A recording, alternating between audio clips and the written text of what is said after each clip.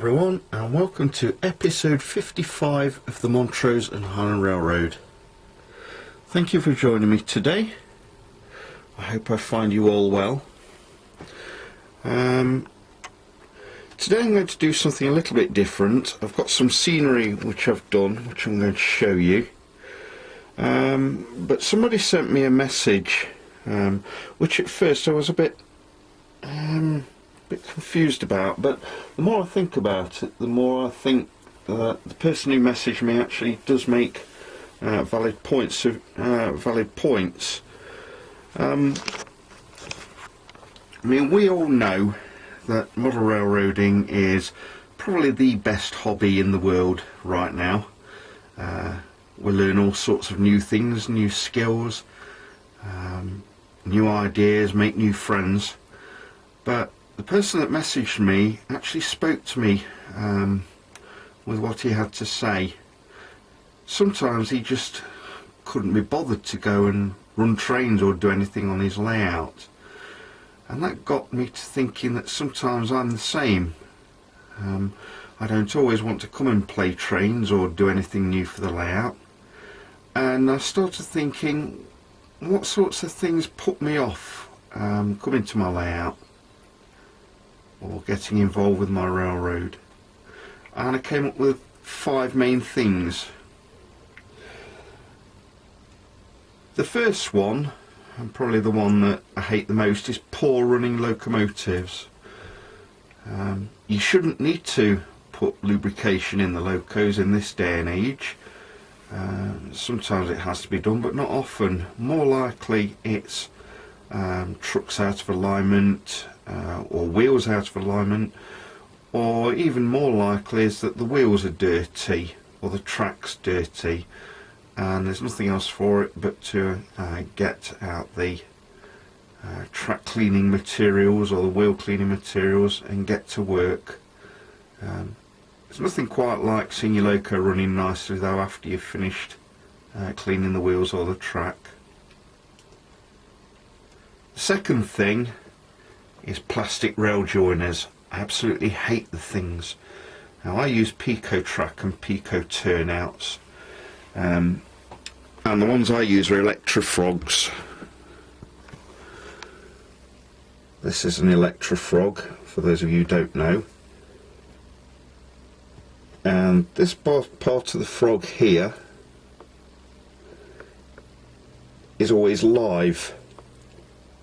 It's made of metal. If you imagine, let's just say that this track is positive, this is negative with the electric current. Don't worry too much about that track, but if that's negative and it goes straight into this frog, then this track, which was positive before, gets here and you get a short circuit. So what you've got to do is put these horrible plastic rail joiners in. And they bend and they distort, and they're, pardon my French, pain in the ass to actually put on the tracks and to stay in place. Even now, I guarantee somewhere on this layout there'll be one of these plastic rail joiners to actually come off one or both of the tracks. So I know Pico now do something called a Unifrog, which is the same as an Electrofrog, but you don't need plastic rail joiners anymore. And when my turnouts start wearing out, like this one is starting to do, I will replace it with a Unifrog and try it out. Third thing that I dislike is when you have dirty tracks and switchblades. This one's new. You can see how shiny it is. This one not so new.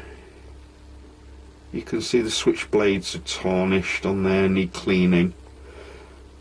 Locos will go over these and stall because the current's not getting through to the locomotives properly.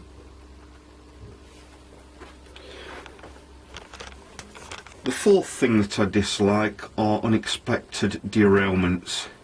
There might be poor track laying, it might be the wheels are out of alignment on the box car, It's just annoying, and when you're showing your layout off to friends or something like that and your trains start derailing, it really is annoying. And the fifth one, the final one which came to mind, was unexpected short circuits. This can quite often be connected with the plastic rail joiners problem. If the rails are joined together too closely, then you can get short circuits. And my power cab starts resetting itself and not working properly. And somebody's just sent me a message on my phone, I apologise for that. Until you actually find a short circuit on the track, then you're going to get the short circuit cycling over and over again. Very, very irritating. Anyway, enough negativity.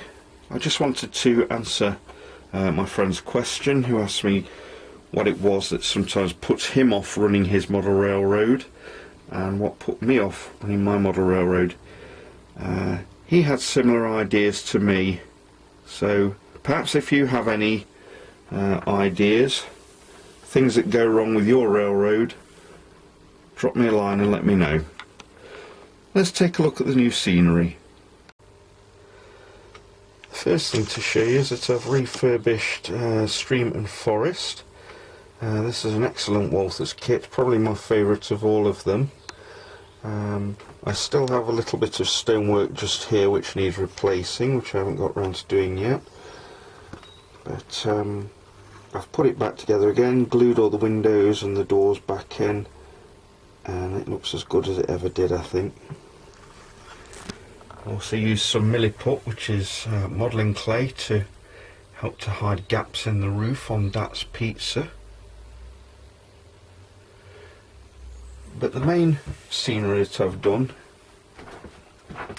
I'll put a few details outside the yard office here, is on the other side of the road bridge. You'll have seen that I did the barbecue scene last time, but I've now got a rock wall in front of it, and I've joined this part of the scenery from the rock wall as far as the road bridge. That's just two very thin pieces of polystyrene, one on top of the other, painted. There is static grass on top of there, although it doesn't look very clear from this shot, together with scatter materials, lichen, and these little tree armatures which look like dead trees. And then just today I've tried to clear up this area a little bit, put that tree on top of there, and that's a grass sheet which I've used before. I've showed that in other Montrose and Highland videos. And then the main thing that I've done in this area is to put a new back scene, a new backdrop on the back. This part of the scenery will be refurbished as well. I'm not quite sure where the windmill will be at the moment, but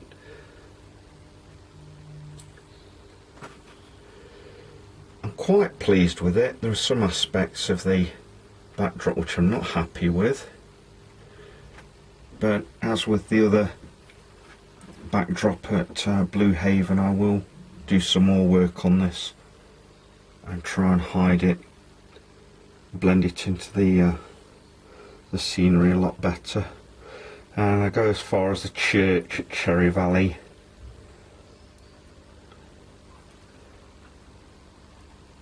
Overall, I am quite pleased with it.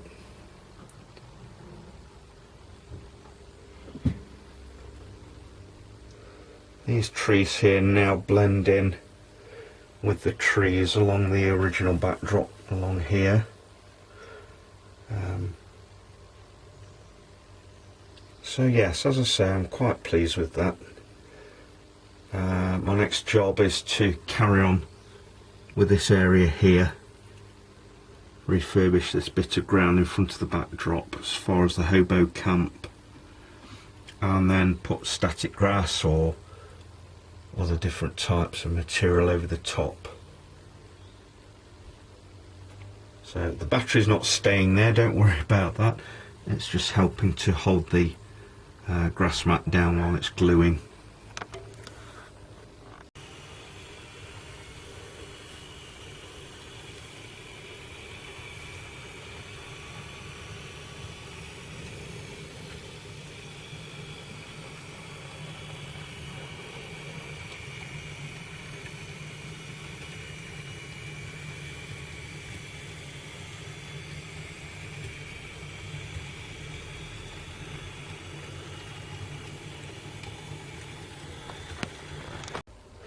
So that's it for today. I hope you've enjoyed the video, and I hope I haven't depressed you too much with things that put me off model railroading. I don't know if any of you took up my my idea from the last video about tuning into the Facebook NMRA convention, online convention last weekend. I did, and I particularly liked the layout tours on there, and a couple of weathering features on there which I found very useful. It is still available if you want to go and look at it. You can find it on the NMRA Facebook page, and the video links are still there, so take a look.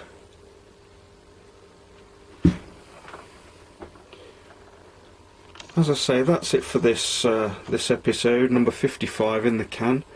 Until I see you again for the next episode, please stay safe, carry on railroading.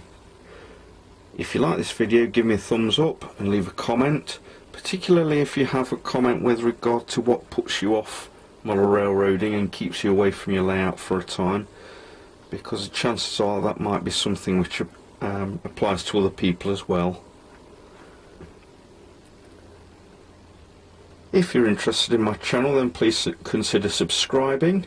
I want to thank Sparky107107, who put an excellent video up recently on obtaining new subscribers to your channel.